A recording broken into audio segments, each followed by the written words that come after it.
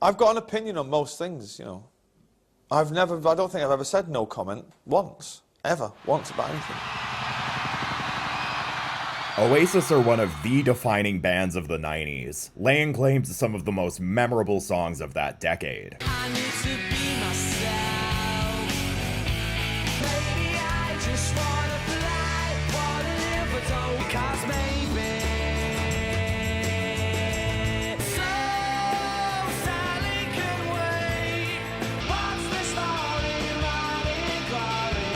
Well, someday you will find me coming. Their 1994 debut Definitely Maybe became the fastest selling debut album in British history upon its release. They've played massive sold out gigs around the world throughout their career, and remain immensely popular since their acrimonious split in 2009. But 15 years and one AI-generated fan-made album later, the famously fighting Gallagher brothers have finally, at least for now, stopped marting. Your Move, Drake and Kendrick, 50 and Ja, Simon and Garfunkel, Roger and David, Hall & Oates, Israel and Palestine. Oasis's two central figures, brothers Liam and Noel Gallagher, have set aside their well-documented differences, recently announcing a much-hyped reunion with a string of 2025 shows in the UK and Ireland. That announcement in late August well and truly broke the internet and led to a ton of folks around the world paying their future grandchildren's inheritance for tickets, followed by an actual investigation from the UK government,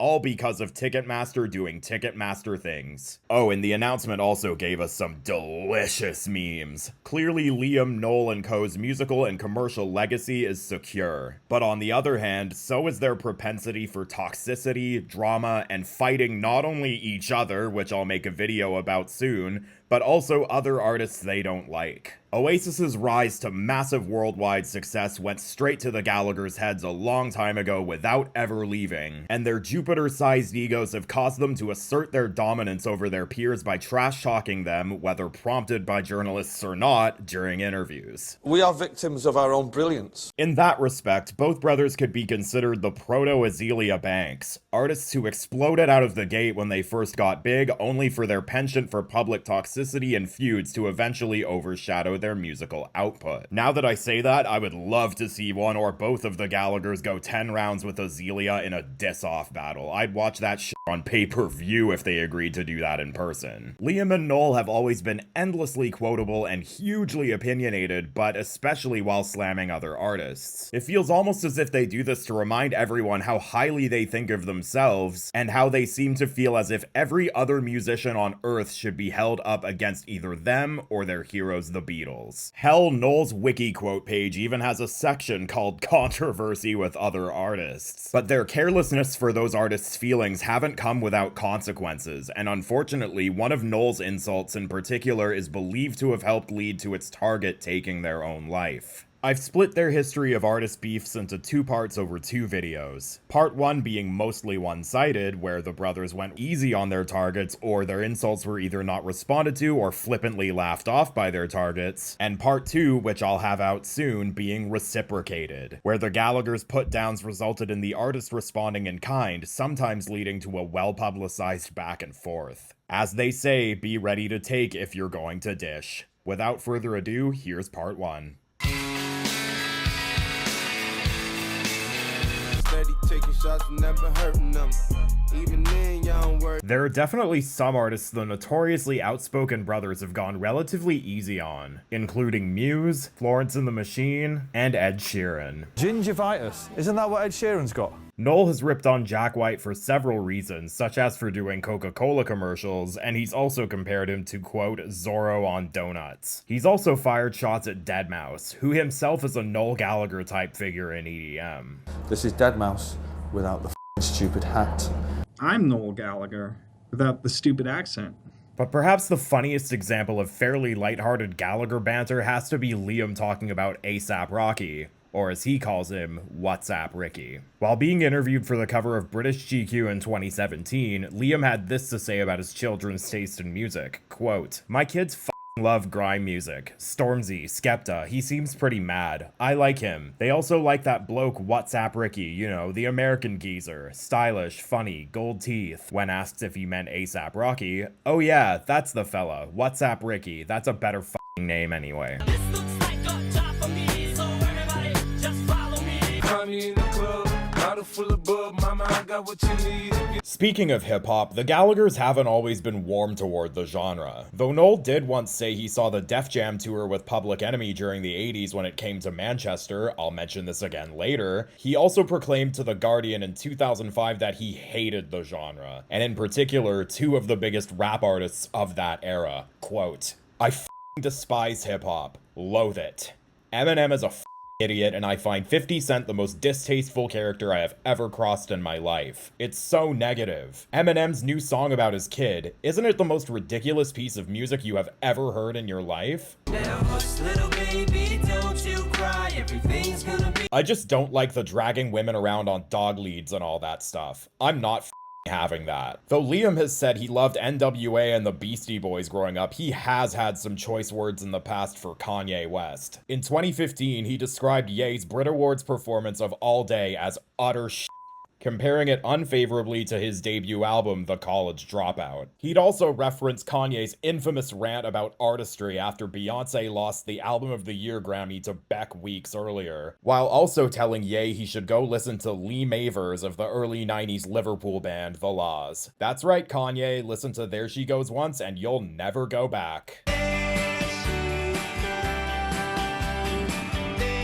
That wouldn't be the first time he's gone after Kanye either, saying this about the rapper after Ye infamously bum-rushed Taylor Swift's VMA acceptance speech in 2009. If I ever win any more awards, I'd personally invite him to get up and take my award off me, I tell you that. Yeah. I was rude when he did that to that girl, you know what I mean? Yeah. That Taylor Swift, so yeah. Yeah. Give me awards. Yeah. See where it goes, it'll go right up his ass. Noel, meanwhile, mostly holds Kanye in his esteem. Without being a huge fan of his, I love him. Having the word boys in your name likely won't get you any love from Noel Gallagher, as he once hit Mark Hoppus of Blink-182 with this scalding hot take about the Beach Boys. Don't you think they're the most overrated group of all time? No, I love Brian Wilson's harmonies, and every time The only reason they're anyway successful is because they're next to the Beatles in alphabetical order. That's why? And Paul McCartney likes them. That's it. Okay. Barbershop quartet music. Rubbish.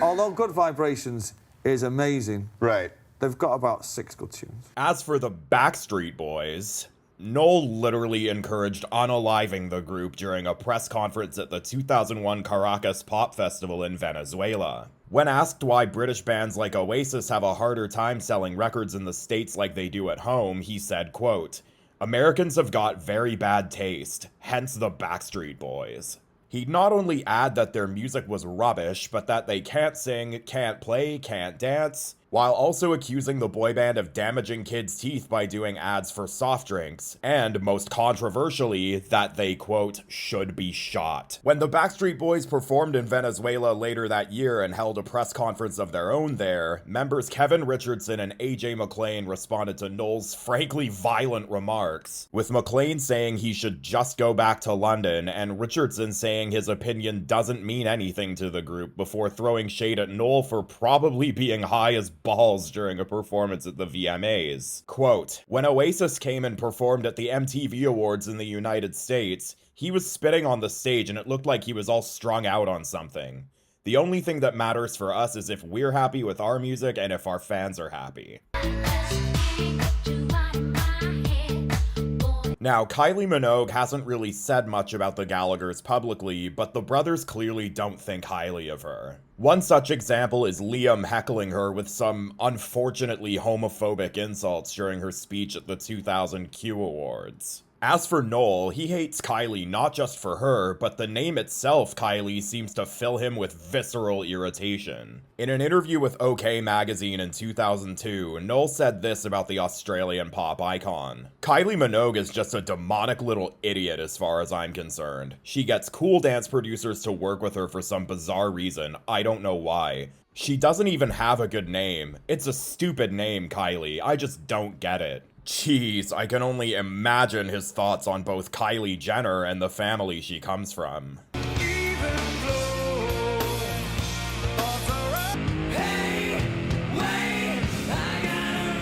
The rise of Britpop acts like Oasis helped signal the end of grunge, and suffice it to say, Liam Gallagher was more than happy about it. In 2000, Pearl Jam were playing the same festival as Oasis, and Liam could hear Eddie Vedder and co. from afar during an interview, making these remarks while deeply unimpressed. And a band like that's playing here, Pearl Jam or live. Rubbish. You all hate them, don't you? I don't hate them, I just think they're rubbish. Yeah. I'm not into writing morbid music like the rest of these that are playing here. They all write bollocks, you know what I mean? They're all like and they're all in pain. Well, my ears are in pain, hearing your voice, you twat. Pearl Jam's grunge contemporaries Nirvana, more specifically the late Kurt Cobain, also got flack from Noel for having a song called I Hate Myself and Want to Die. To which he wrote the Oasis classic Live Forever as a reaction. I was like, well, I'm not having that. As much as I like him and all that shit, I'm not having that. Can't have people like that coming over here on smack and saying that they hate themselves and they want to die. That's rubbish. And I'm not saying it was written directly as a retort to that, but that was my thinking was that, man. Kids don't need to hear that nonsense. It seemed like to me he was a guy that had everything and was miserable about it. And we had all. And I still thought that getting up in the morning was the greatest thing ever because you didn't know where you'd end up at night, you know. And we didn't have a pot to piss in, but it was great, man. Not exactly a great understanding of depression or mental health issues there, Noel, but at least you wrote a great song out of it. That said, he's publicly expressed his admiration for Cobain on several occasions and regrets never having had a chance to meet him. I'm gutted that he died before I met him. I would have loved to have sat and, you know, shot the shit with him. Come out of your cave, walking on your hands and see the world. One of the most polarizing bands to come out of the 2010s is unquestionably Mumford Sons, as they seem to generate plenty of love and vitriol depending on who you talk to. This has been the case with both Gallagher brothers, as Liam has taken shots at the band more than once. Back in 2011, he said, "I'm sure they're all nice lads, but that's not for me, man. They look like Amish people. You know them ones with the big sides that don't use electricity, growing their own food and putting barns up. I need music to be a bit more sexy and played by people who look a bit dangerous." The following year, he hurled more insults at the folk pop four-piece, saying this to Q magazine. "Everyone looks like they've got knits and eat lentil soup with their sleeves rolled up. They all look like they live on the heath. Maybe that's where they record. Everyone's Don McLean. Far too many acoustic guitars, no style. They look like they shop at Oxfam. I wouldn't put any posters up of any band if I was a 16-year-old lad. There's none of that sitting down on stools for me, sweetheart." Noel, meanwhile, has been kinder to Mumford Sons, telling Rolling Stone this in 2011. "What's the first big song they had? I love that," as he's humming The Cave. "I don't know what the it's called. I haven't heard anything that sounds as good as that. I don't mind them. A lot of people hate them in England. I think it's the waistcoat and facial hair. I don't mind them. I think that guy's got a good voice. I wish I had written that song. That's the biggest compliment I can pay whoever wrote that." As we've established, Noel has no love for boy bands, and clearly not for artists who come from them either, if his critique of Harry Styles in 2021 tells you anything. During an interview with Absolute Radio, Noel criticizes the former One Directioner not necessarily for him specifically, but for the contemporary musical landscape he views Harry as being emblematic of. The music industry doesn't like Mavericks. Yeah. You know, the reason why there are no bands now is because in the 90s, Oasis and Primal Scream and Blur and Pulp and all those, we were the mainstream. And what the music industry doesn't like the mainstream being a load of fellas on drugs, drunk half the time on a Tuesday. Like, they don't like that. They like people like Harry Styles. Yeah. Who they say, wear this dress and shut it. Wear this, sing that, and go home. Though Harry, who had just released As It Was when Noel made these comments, appears to be thick as thieves with Liam, Noel has taken multiple shots at Harry over the years, including a 2017 interview also on Absolute Radio where he claimed Harry's single Sign of the Times could have been written by his cat within 10 minutes. He'd also call Harry's music worthless and that he wasn't a real musician, especially taking aim at his and One Direction's career launching via the X Factor. It's like the X Factor is a TV show. It's got nothing to do with music. Yeah. It's got nothing to do with music whatsoever. And anything that came from that You know, that's got nothing to do with music. You know, you're not telling me Harry Styles is currently sat in a room somewhere writing a song. You know, with any joy, you'll be surrounded by a lot of 17-year-old girls, you know what I mean? Getting blown up his hopefully. You know, but I can assure you he's not got an acoustic guitar out trying to write a middle eight for something. People of my age have let themselves go, you know, and they're kind of fat, balding idiots with fading tattoos. They kind of sit in their garage and write, like, Sign of the Times for Harry Styles, do you know what I mean? Which, quite frankly, my cat could have written in about 10 minutes. Geez, that doesn't sound at all like the accusations made by his old rival from Blur toward Taylor Swift. Also, 17-year-old girls? Noel, if Harry Styles was hanging out with a 17-year-old girl in any capacity, that would mean he's hanging out with A minor. It's a beautiful day. Liam Gallagher doesn't seem to love a lot of Irish music, given his recent comments on Fontaine's DC, but he especially hates U2. Over the years, he's described them, and especially Bono, as beige f***s, that he'd rather eat his own shit than listen to them, that they're not rock stars, that he's never seen any of them do anything remotely rock and roll, that they don't say a lot or seem like normal people, and that he thinks the band probably buy their own fans. Quote about that last one: "I have never seen a U2 fan. I have never seen anyone with a U2 shirt or been around someone's house that has a f***ing U2 record. Where do their fans f***ing come from? Where are they? I reckon they buy them. With all the money they've made, they just bought a load of people, and every time they do a gig, they get a shovel and pile them into their gigs to make them look good." Noel, meanwhile, counts Bono among his closest friends. This, of course, has led to Liam accusing Noel of literally being Bono's stalker. Classic Gallagher behavior. And most of your tweets are about your brother being a jerk-off. A potato. A potato, yeah. See a couple of pictures of him, and I just see a potato. Oh, my Maybe it's God. just the way my brain's wired, and I just go, this little potato try to be our kid. Yeah. Oh, it's him. And you see a picture, and you'll put the word potato underneath. Yeah, pouting potato, angry potato. I need to follow you. I don't follow you on Twitter. Stalker potato, when he's got his arm around Bono. Stalker potato.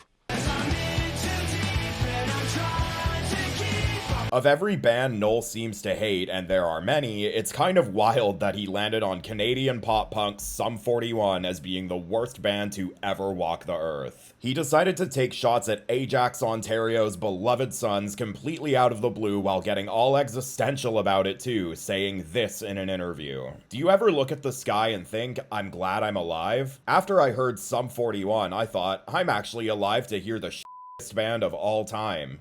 Which is quite something when you think about it. Of all the bands that have gone before and all the bands that'll be in the future, I was around when the worst was around. There is some debate as to whether or not Noel was actually referring to Sum 41 here, as other sources attribute the target as being System of a Down. Wake up!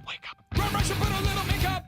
I just have to fade away the shit. Regardless, Derek Whibley and co found it absolutely hilarious, to the point where they included Noel's scathing quote in their own press release for their sophomore album Does This Look Infected, as well as one from Noel's one-time Britpop nemesis Damon Albarn, who called Sum 41, quote, a boy band with tattoos. But Liam has been much warmer to the band, because the Gallagher mantra is whatever your brother does, do the opposite. Said Derek to the NME in 2019. With somebody like Noel Gallagher, who's such a character people love, you want him to always be like that. You don't want him to be nice. We've met Liam, who's much cooler and nicer, a few times. Around the time of the first record, he swaggered up to me at a festival and said something, but it's loud, he's been drinking, and he has an accent that's really thick and I couldn't understand what he said.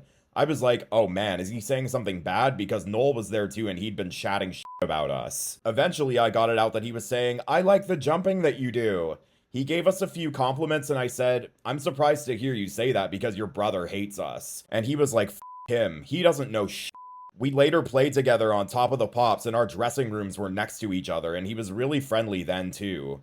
I remember thinking, well, he wasn't just nice because he was drunk then. Most recently, after making a surprise personal announcement, Derek admitted he got a lot of messages from people asking if he was joining the Oasis reunion. Obviously this wasn't the case, but he still found it amusing, saying, The thought of Noel and Liam Gallagher patching up their differences and planning a tour and then saying, you know what we really need, though? It's Derek Whibley in the band. I do like to think of that idea. Truly a missed opportunity, boys. Thanks so much for watching. What do you think are the most notable one-sided Oasis beefs? Are there any details about the feuds I mentioned in this video that I didn't cover here? Let me know in the comments, and remember that there's a whole other part 2 video coming soon where I go into some of the juicier feuds the Gallaghers got involved in. In the meantime, be sure to like, comment, share, and subscribe if you're new here. This has been Sound and Vision, and I will see you in part 2.